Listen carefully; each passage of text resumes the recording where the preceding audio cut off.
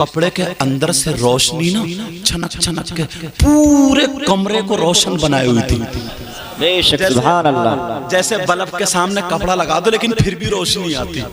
जी उधर रात का आखिरी हिस्सा सुबह सादिक का वक्त, उधर जो था उनके दादा यानी हुजूर के दादा ही हुए अब्दुल मुत्तलिब खाना काबा में थे।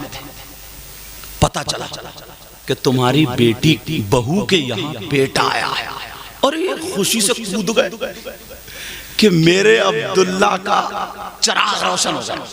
दादा थे ना, दादा अब्दुल्ला का चिराग रोशन हो गया। अब्दुल मुत्तलिब दौड़ते हुए आए और दरवाजे पे खड़े हो गए।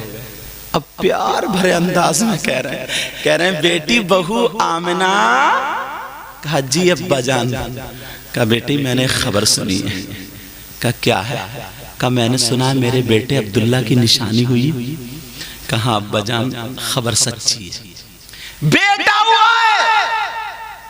कहा बेटी बहू आमना मेरा दिल बहुत बेकरार है। मेरा बेटा मेरे हाथों में से चला गया, मैं कम से कम उसकी निशानी तो देख लूं।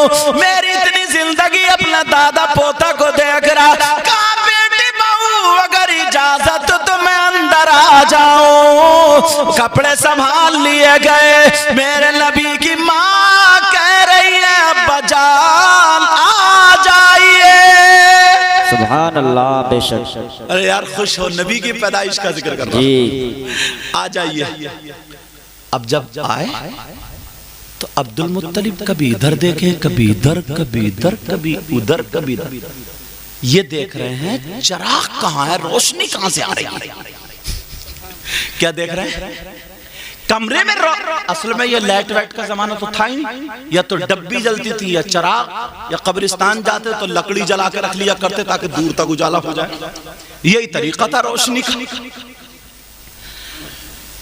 अब कभी इधर देख रहा है, कभी इधर देख रहा है, कभी इधर देख रहा है, कभी इधर देख रहा है, मगर चिराग दिखाई नहीं दे रहा है। अस्सलातो वस्सलाम ए शहंशाह मदीना, अस्सलातो वस्सलाम ज़ीनते अर्शे मुअल्ला, अस्सलातो वस्सलाम। वाह वाह वाह। नारे तकबीर, नारे रिसालत, नारे गौसियत, मसलके आला हजरत, जश्न ईद मिलादुन नबी, जश्न ईद मिलादुन नबी सैयद मुकीमुर रहमान साहिब किबला जिंदाबाद जिंदाबाद। जी 7-8 दिन या कुछ कम बेश दिन हजरत आमना रज़ी अल्लाह ताला अन्हा ने दूध पिलाया। जी उसके बाद हजरत हलीमा आ गई। सुना होगा ना दाई हलीमा के बारे में, तुमने बहुत सुना होगा कि उनकी ऊंटनी कमजोर थी, ताकतवर हो गई, बकरियों के थनों में दूध नहीं था तो भर गया, फल सूखे थे हरे भरे हो गए, हर तरफ बहारे बहारे। उस साल लड़के ही लड़के पैदा हुए, बीमारी एक तरफ भागती चली जा रही थी। ये सारी चीजें सुनी है ना, मगर मैं इनको रोकते हुए इन्हीं में से एक दो बातें ऐसी बताऊं जो कम सुनी। जी इजाजत है? अब हजरत हलीमा ने आका को ले लिया। लेने वाला पूरा वाकया तुम सुनते रहते। लेकर के चली। अब जैसे ही मक्के की सरहद पर पहुंची, डींगरपुर से आप निकलेंगे तो जहां तक आबादी है वो सरहद हो गई, उसके बाद जंगली जंगल है नहीं ऐसा। अब जब मक्के की सरहद पर पहुंची तो हजरत हलीमा खुद कहती हैं मेरे दिल में ख्याल आया, ऐ हलीमा तू इतनी पैसे वाली तो है नहीं, मालदार भी नहीं है जो बार बार तू मक्का आ सके। जैसे तैसे कुड़िया मुड़िया इकट्ठी करके और तू मक्का आ गई है। अरे अपने ऐसे होता ना। कहा नहीं। हलीमा बोली आकर के रात को देख लेना।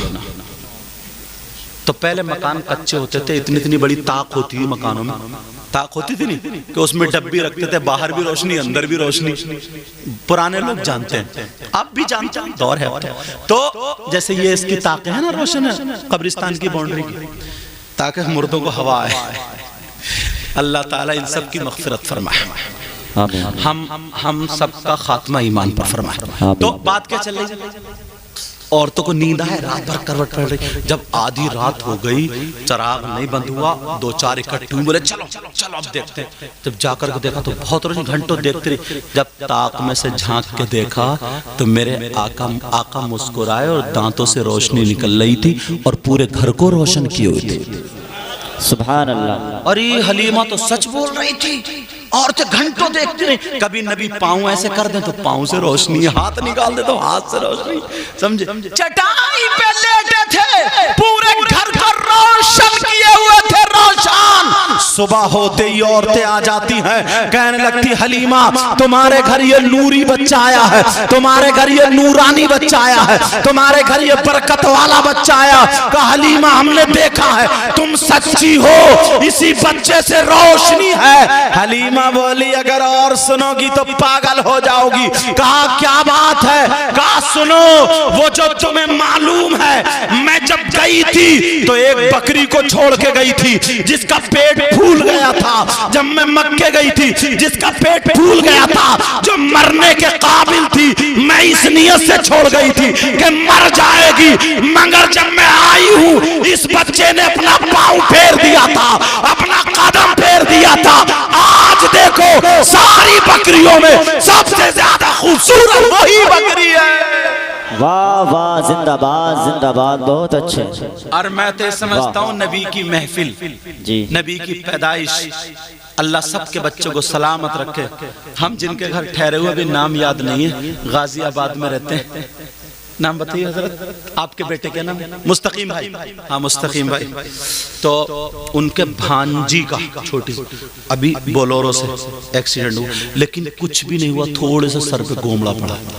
मैं तो समझता हूँ ये नबी की पैदाइश का जो जिक्र है ना, इसी का सदका है जी, बेशक। अरे यार मांगा करो अपने बच्चों के लिए, सदका मांगा करो। मांगोगे ना, मांगोगे, मुझसे वायदा कर रहे हो इंशाल्लाह? बोलो यार, सही बता रहा हूँ, वहां नहीं मांगेंगे तो फिर कहाँ मांगेंगे? हलीमा बोली सबसे ज्यादा जो खूबसूरत बकरी वो खड़ी है, कहा ये वही है, वही है। अब औरतें कहने लगी हलीमा मैं बहुत दिनों से परेशान हूँ।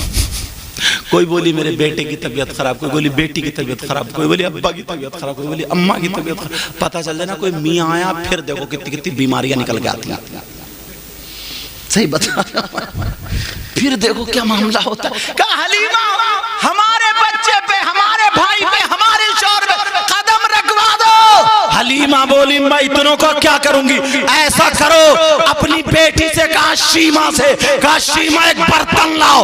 बर्तन लाया गया और बर्तन ला करके उस पानी से मेरे नबी के पांव धुलवा दिए। जैसे ही पांव धुलवाए मेरे नबी के पांवों का वो धोवन हो गया।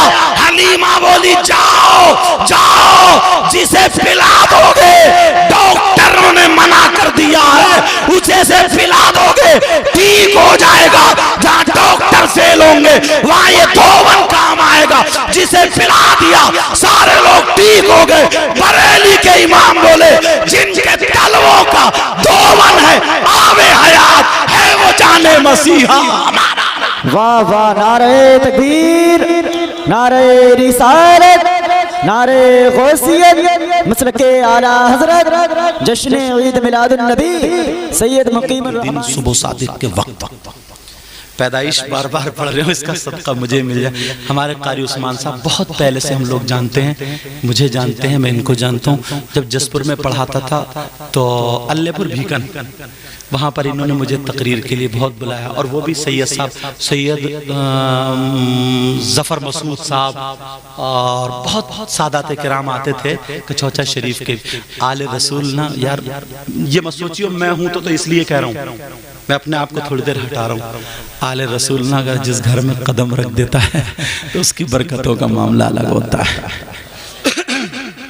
बहुत कुछ कहता मैं, मगर मैं खुद सैयद हूँ इसलिए नहीं कह रहा हूँ, वरना फिर बातें सब मेरे ऊपर आ जाएंगी, समझे। बहरहाल चलो, बात ये चल रही थी, अल्लाह आपके घरों में नबी का सदका और नबी की औलाद का सदका पहुँचाते। आमीन। तो जब पैदा हुए आका तशरीफ लाए तो पैदाइश की खुशी में फरमाती हैं रअयतु सलासता आलामिन मजरूबात, आलमन बिल मशरिक व आलमन बिल मगरिब व आलमन अला ज़हरिल काबा। अरबी मैंने पढ़ दी है, फिर एक मर्तबा पढ़ता हूँ, बड़े आसान अंदाज में पढ़ता हूँ।